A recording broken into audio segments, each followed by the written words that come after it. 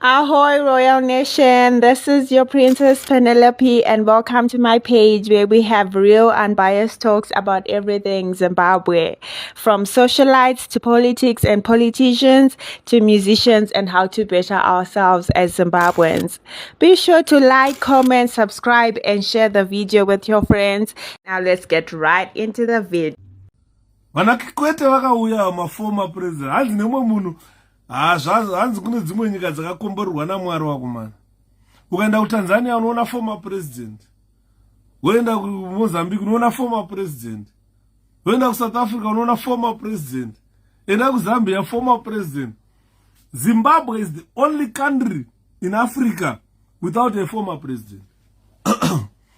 What if Mnangagwa akati Zimbabwe hatichayadi kuva muSADC macho tobuda cause you are not rule on our side? What will be our zvine consequences? Ngandi kutaurire chekutanga, consequence yekutanga chaiyo, you are a landlocked country.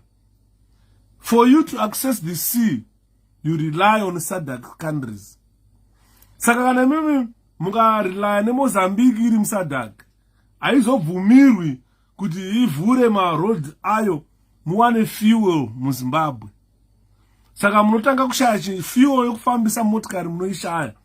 Mozambique inovhara maborders ayo. Nekuti inenge yanzi neSADC vharai. Panoburika nekuti direct code SADC inenge irimo mukoti macho. Ayo kubuda mabuda. I want people to understand. Adiri mona. Saka kusave muSADC kune consequences akanyanya. Tikuchema kusave muCommonwealth. Imagine. Zimbabwe is crying because it's not in Commonwealth. Countries that were ruled by Britain. Zimbabwe is crying. They want to be part of that club. How about part of being a SADC country? Muri landlocked the way you are. There is nowhere you can say good munobuda muSADC. Because ndege dzenyu padzinosimuka muZimbabwe dzinotopfura nemuZambia, dzopfura nemuSouth Africa, dzopfura nemuBotswana, dzopfura neMozambique kana kuMauritius. Munenge muchitopfura nemaSADC countries. Saka kana mataura kuti imimi hamuchada zveSADC country, a lone player maura kudhila neChina, muchabhururuka sei nendege? How many presidents apa congratulatory message naye?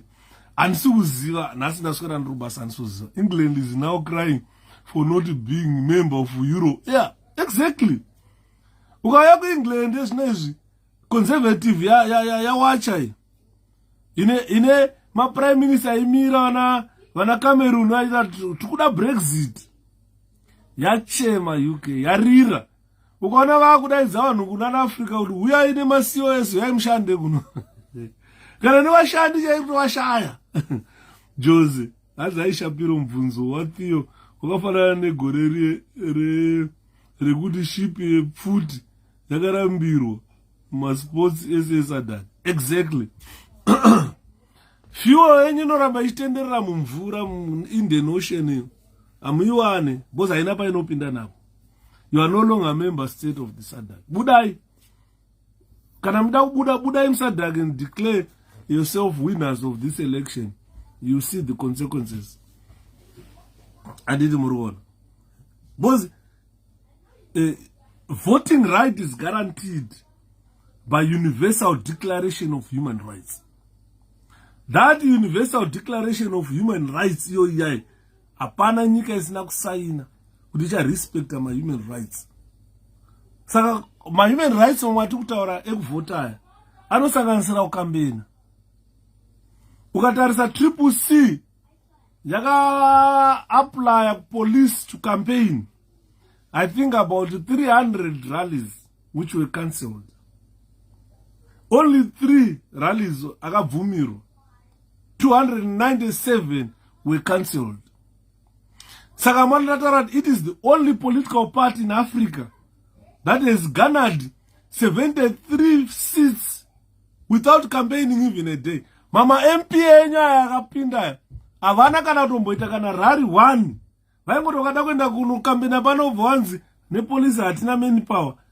muri violent ameno zvainyorwa mareasons acho ainyorwa nemapurisa anomashaya yanga iri copy and paste tsamba yacho iri plagiarized copy and paste each dispo aingonyora same letter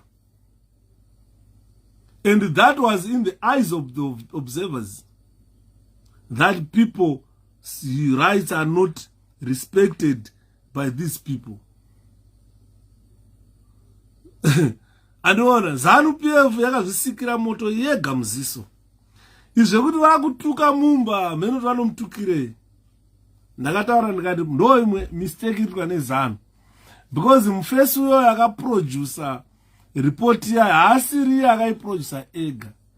SADC, we are talking of SADC. Observers came from South Africa, came from Namibia, came from Mozambique, came from Zambia, came from DRC, came from Malawi. All those SADC observers, they sat down and made presentations. They produced that report. That report was produced by Zambia, Mozambique, Botswana, Namibia, Angola. Dzese nyika dzese ndo vakabatana vakaisa report iyoyo. So our next move yatova rerun because makosa haamboti takawina. Pane nyaya ipapo. Pane nyaya ipapo. ZANU vacharipa kutuka kwavakaita futi. Unoona ndachitarisa vanhu vangachituka ukatarisa chinamasa. Chinamasa says, yeah, ina chinamasa inonzi delirium. Ina chinamasa munangagwa chinonzani chikovhu chisina ati chekubhurowayo chindevere chacho. Hachina kana ati. Yavanota inonzi delirium kuhumana kuya. Unoziva what I like about President Chamisa? What I like, yeah. Mumba, anonzi Mumba uya, he did not mention ZANU-PF. And you wonder why ZANU-PF is so angry. Why ZANU-PF is talking on behalf of ZEC. ZEC chaicha haisati amboburitsa muromo wayo. Yakanyarara kuti zi, iri kupenga izanu. Player iri kupenga. Iri kupenga izanu. Yanga play against Triple C. Iri kupenga kuti kuti FIFA ya sanction a referee sei. Jones Obed Mpofu ya. Hachisina kana bvudzi musoro chapera bvudzi. Ukatomtarisa Obed Mpofu iri irombe. Dai kusiri kuba rara irombe changa kana boots haikwanisa kutenga uyo. Andi muruza yato ko chii chinotadzisa zvakaitika kuti zviitike parirani. That is the question I expected. Because chichatadzisa chacho ka ndechekuti condition yacho ikangoita remain the same anongonzi nullified. Right, ndo chekutanga. Chechipiri, my elections atakuda isusu hatichadi kuti ZEC irane election. Takuda kuti my elections aranwe neSADC yacho. Ndo chichatasa kuti vaite zvavakaita pakutanga. Ngaaranwe neSADC. Ngaaranwe neSADC my elections. Kana tichida mapeacekeepers SADC inotumira futi mapeacekeepers acho. Kana zeta rapita kuti haikwanisa basa. Kana masoja ari akwanisa basa mapeacekeepers anouya iSADC. SADC ine zvese ine maorgans ese. Kana kungada majaji, SADC inawo majaji. Saka zvichatadzisa izvozvo. I like the question. I like that question. Anziro wachidhoma uone muridzi wacho. Ayuka muZimbabwe wese is being surprised. Why is ZANU-PF angry? This report does not point at ZANU-PF. It points at ZEC's failure to run a credible election. Maobserver achawanda, ripo achachinjwa. Yeah, ndo zvinoitika izvozvo. Ukatarisa 1980, vaivepo pa 1980 paipai. Smith aita ma-elections. Kusvika UN yaona kuti aiwa Smith cannot conduct an election. Yaanoruza. Our elections were conducted and supervised by United Nations in 1980. That Smith Akamaita, he was not going to pronounce the kuti Mugabe win my elections. So we have the upper end. Even ZANU-PF in the upper end. Is in the upper end. ZANU nayo is nayo. We are 50-50. And why is it ichi miru ne ZANU-PF? Chinonetsa nche kuti ZANU-PF ndo iri so angry. ZEC yakanyarara. But the report is pointing at ZEC. ZEC yakatadza izvi. A very good example yakatadza ZEC. Ma candidates kana muchinge manominate wa register munofana kupuwa voters roll. ZEC yakaramba kurelease voters roll. ZEC yakaramba kurelease ma results census, kupa ma results census. Because panoitwa delimitation pese ZEC inofana kuve open kuti aita delimitate ma constituencies tichitarisa census report. The census report was never produced despite political parties vachitoda kuona kuti maidemarcata sei ma constituencies enyu kuti mobatanidza Harare East neHarare North. Already mamane vanhu 60,000 which are about 22 constituencies dzakakutwa combined. Woenda kuZimbabwe rapapfungwe konzi kuna vanhu 40,000. Saka vakarambirei neZEC ne voters roll. Vakarambirei ne report census yavakashandisa to delimitate ma constituencies. Saka are we going to use the voters roll or only use our ID? Gogoma ivepo emimi 1980. MuZimbabwean wese ari eligible to vote unofana unoshandisa chitupa chako. Voters roll inenge ya drama. Because MuZimbabwean wese ari over 18 is entitled to vote. Mgoma Yuda, what must we do? Because if we go ahead with re-election in SADC, it's record what if Zimbabweans are tricked again. I've answered that question, Cow. 1980 elections were not run by Smith government.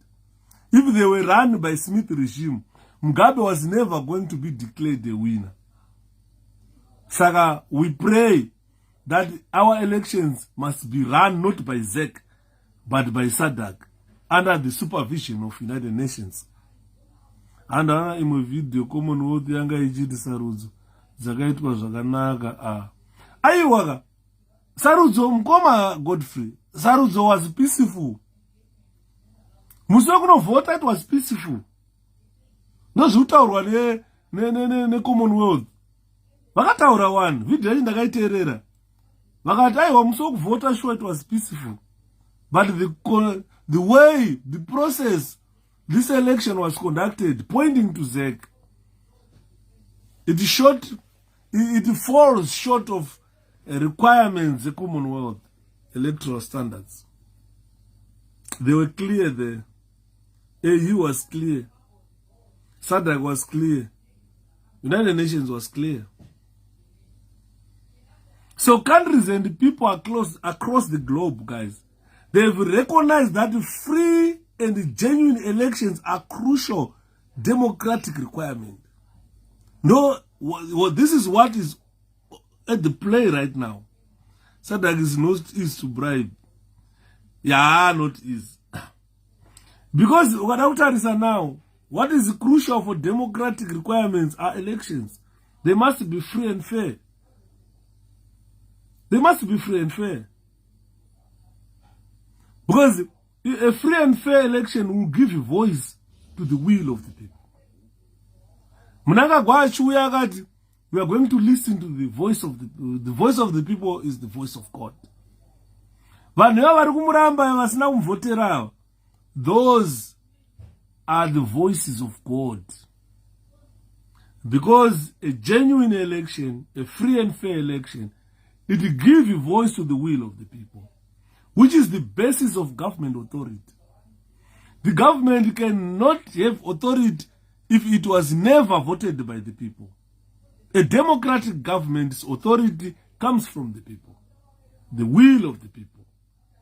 As it stands, Mnangagwa, even if he forces himself, ignore the SADC report, ignore whatever, he won't have authority to run that country. He will remain illegitimate. Ukarakutarisa from 2018 to 2023, he was illegitimate. He was illegitimate. This is why you see vazhinji vakaramba kudyidzana neZimbabwe. Vaida kuvhura mabhizinesi vakaramba vakati hatiuye kwebanana state.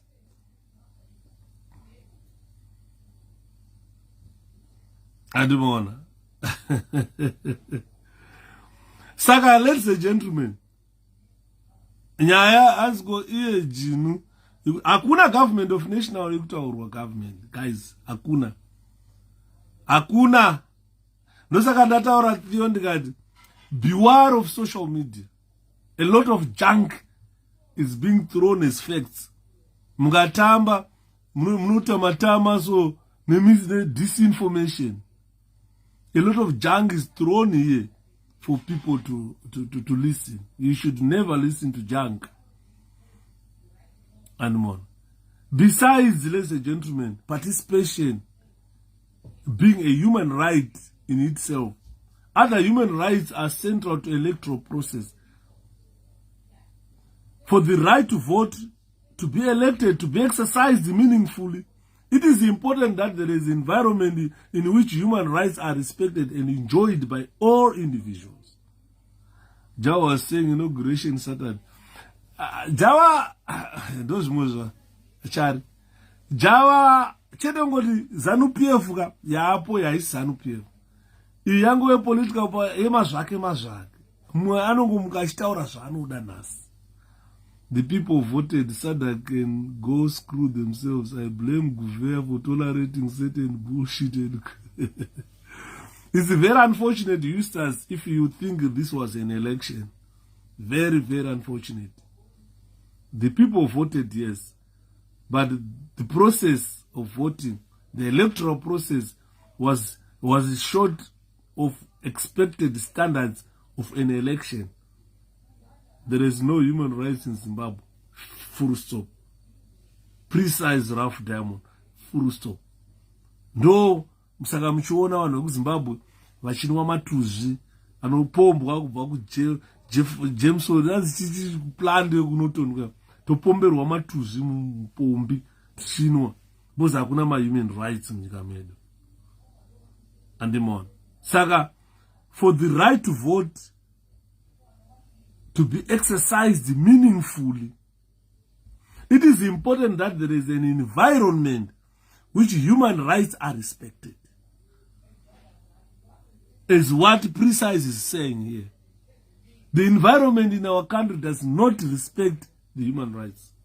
This is why you see Triple CIT kaungana panapa. We saw that in Kwekwe. And the observers saw it. ZANU-PF will come with machetes and start killing people. Vanhu vakamira parari vari kuti vari kunzowachamisa chiti ngaapinde ake mukomana ngaapinde. ZANU-PF will emerge with machetes and start killing people. Police will fold their hands watching people being bludgeoned to death by ZANU-PF thugs. Andiri murikuona. Aiwa, yakazvikanga yega ZANU-PF. Saka ndiri kutaura ndichiti human rights are very important. I know Chamisa is the incoming president of Zimbabwe. President Chamisa, I'm advising you, with whatever government you are going to set up, please respect human rights. If you set up your government and fail to respect human rights, you just be flushed down the toilet like ZANU-PF. ZANU-PF is a political party which was flushed down the toilet by human rights. Failure to respect human rights.